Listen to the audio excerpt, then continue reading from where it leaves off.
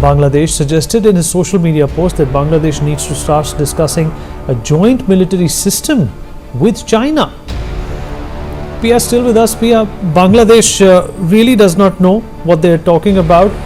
If it wasn't for India in 1971, there wouldn't be a Bangladesh, and in fact, they're not very close to understanding the might and power of India at this point in time. एक बेहद विचित्र और साहसिक चेतावनी सामने आई है, जिसमें बांग्लादेश के नोबेल पुरस्कार विजेता मोहम्मद यूनुस के सलाहकारों ने यह दावा किया है कि अगर भारत पहलगाम हमले के जवाब में पाकिस्तान पर कार्रवाई करता है तो पूर्वोत्तर भारत पर हमला हो सकता है।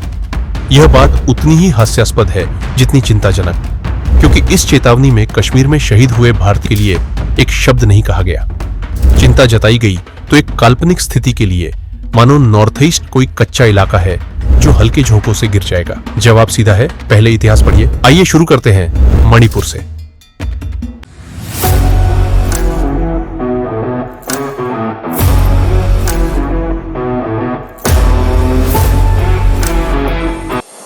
एक ऐसी भूमि जिसे नृत्य और संस्कृति के लिए तो जाना जाता है, लेकिन जिसकी सैन्य परंपरा अक्सर अनदेखी रह जाती है। मणिपुर का मीतेई साम्राज्य 33 ईस्वी से अस्तित्व में है।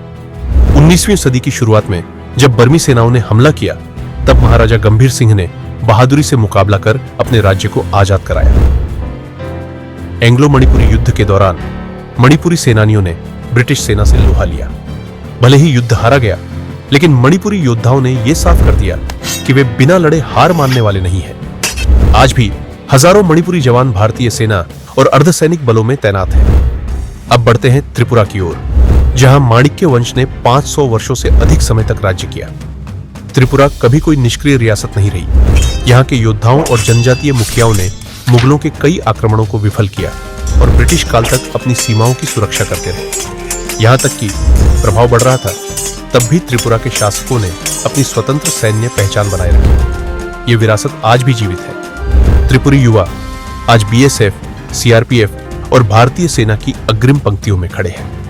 नागा समुदाय की बात किए बिना नॉर्थ ईस्ट की बहादुरी अधूरी है। नागा जनजातियां अपने गुरिल्ला युद्ध कौशल के लिए प्रसिद्ध थी। उन्हें हराना ब्रिटिशों के लिए भी आसान नहीं था और दशकों तक वो नागा हिल्स में प्रभाव जमाने के लिए संघर्ष करते रहे। द्वितीय विश्व युद्ध के समय नागा योद्धाओं ने कोहिमा की लड़ाई में अहम भूमिका निभाई और जापानियों को पीछे खदेड़ने में मित्र राष्ट्रों की मदद की। उनकी भूमि की समझ, अनुशासन और वीरता आज भी भारतीय सेना की नागा रेजिमेंट में झलकती है, जो देश की सबसे सम्मानित सैन्य इकाइयों में से एक है।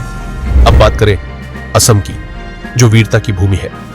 अहोम साम्राज्य, जिसने 600 वर्षों तक शासन किया, ने 1671 में सरायघाट की प्रसिद्ध लड़ाई में मुगलों को धूल चटाई। लाचित बोरफुकन के नेतृत्व में असमिया योद्धाओं ने नदी युद्ध की रणनीति अपनाते हुए एक विशाल मुगल सेना को पराजित किया।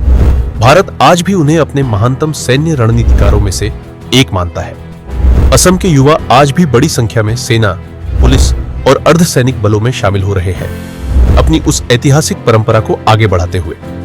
मेघालय में हम याद करते हैं तिरोत सिंह को, एक खासी जनजातीय नेता, जिन्होंने 1800 के दशक में अंग्रेजों के खिलाफ विद्रोह किया, जब उन्होंने उनकी अनुमति के बिना सड़क बनाने की कोशिश की। तिरोत सिंह ने ब्रिटिशों के खिलाफ लड़ाई लड़ी और अंततः बलिदान दिया। उनका बलिदान आज भी खासी और जयंतिया समुदायों में गौरव और प्रेरणा का प्रतीक है।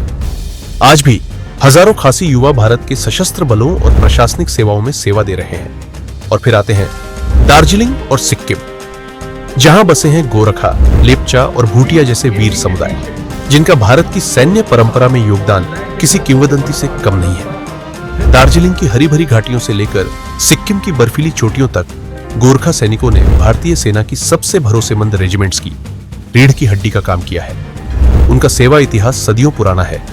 दोनों विश्व युद्धों, 1971 के बांग्लादेश मुक्ति संग्राम और कारगिल सहित आधुनिक सीमाई संघर्षों में उनकी भूमिका निर्णायक रही है। गोरखा राइफल्स भारतीय सेना की सबसे प्रतिष्ठित और रणकुशल इकाइयों में गिनी जाती है। दुश्मन उन्हें डर से पहचानते हैं और साथ ही उन्हें सम्मान से।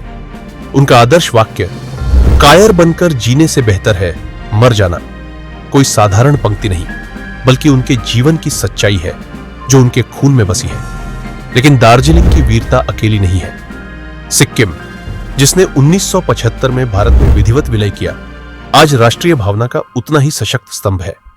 यहाँ के लेप्चा और भूटिया समुदायों ने भारतीय सेना और अर्धसैनिक बलों में गर्व से सेवा की है। सिक्किम का अनूठा भौगोलिक क्षेत्र और ऊंचाई वाला भूगोल ऐसे सैनिकों को जन्म देता है जो पहाड़ी युद्ध और हिमालयी सीमा की रक्षा में निपुण होते हैं, जो भारत की सामरिक सुरक्षा में विशेषकर चीन की आक्रामकता के विरुद्ध अत्यंत महत्वपूर्ण है। कायर होने से बढ़िया मरना अच्छा है। गोरखा मतलब जो मौत से कभी नहीं डरे। दार्जिलिंग और सिक्किम केवल पर्यटन स्थल नहीं है, ये भारत की पूरब दिशा के सच्चे प्रहरी हैं, सतर्क, अडिग और अटूट निष्ठावान। जो कोई भी इन पहाड़ियों की शक्ति को कम आंकता है, उसने शायद कभी उन योद्धाओं को नहीं देखा जो इन्हें बचाते हैं। इन सभी समुदायों को एक सूत्र में बांधता है उनकी गहरी, ईमानदार और निस्वार्थ राष्ट्रभक्ति। हाँ, पूर्वोत्तर भारत को कभी उपेक्षित किया गया, कभी विकास से पीछे रखा गया और कुछ क्षेत्रों में अलगाव की भावनाएं भी पनपी, लेकिन बीते 2 दशकों में यह क्षेत्र गर्व, चेतना और राष्ट्रभक्ति के साथ फिर से खड़ा हुआ है। आज अरुणाचल, मिजोरम, नागालैंड, त्रिपुरा, असम, मेघालय, मणिपुर और सिक्किम से युवा सिर्फ सेना में भर्ती नहीं हो रहे हैं, बल्कि यूपीएसएससी, खेल, तकनीकी और विज्ञान जैसे क्षेत्रों में भी देश का नाम रोशन कर रहे हैं। आइजोल, कोहिमा, इंफाल जैसे शहरों में तिरंगा अब दीवारों, छतों और दिलों पर लहरा रहा है। ये कोई क्षेत्र नहीं जिसे बचाने की जरूरत है, ये तो वह हिस्सा है जो देश की सीमाओं को सबसे पहले संभालता है। और जो कहते हैं कि नॉर्थ ईस्ट इंडिया पर हमला होगा, उन्हें याद दिला दें, ये वही क्षेत्र है जिस पर इतिहास में सबसे पहले हमला हुआ और जिसने सबसे पहले मोर्चा संभाला। ये भारत का पिछवाड़ा नहीं, ये उसका भाला है, उसकी ढाल है, उसकी रीढ़ है। और जहां उपमहाद्वीप के कुछ हिस्सों में कट्टरता और उग्रवाद पनप रहे हैं, वहीं इस क्षेत्र में आज भी एक ऐसी राष्ट्रभक्ति जीवित है जो गर्व से भरी है, लेकिन जहरीली नहीं, दृढ़ है लेकिन अंधी नहीं। क्योंकि नहीं, हम जिंगोइस्टिक नहीं हैं, हम नेशनलिस्ट हैं। और जो कोई हमें परखना चाहेगा, उसे पूरब के इन योद्धाओं से सामना करना पड़ेगा। वैसे देश की सेना ही तुम्हारे ओछे सोच से बहुत बड़ी है। तुम नॉर्थ ईस्ट के भी सिविलियंस को छू तक नहीं पाओगे। ऐसे मजाक नहीं करते। कभी झुलसती रेतों में, कभी पथरीले रास्तों पर, कहीं झिलमिल तारे नहीं, कांटों के सर पे साए थे, कहीं जमीन नहीं, जिस्म सिकुड़ जाए ऐसी सफेद चादर थी। पर ये कभी थके नहीं, थमे नहीं, बस लड़ते गए। और लौटने पर जीत का बसंती टीका देश के माथे पर लगाया।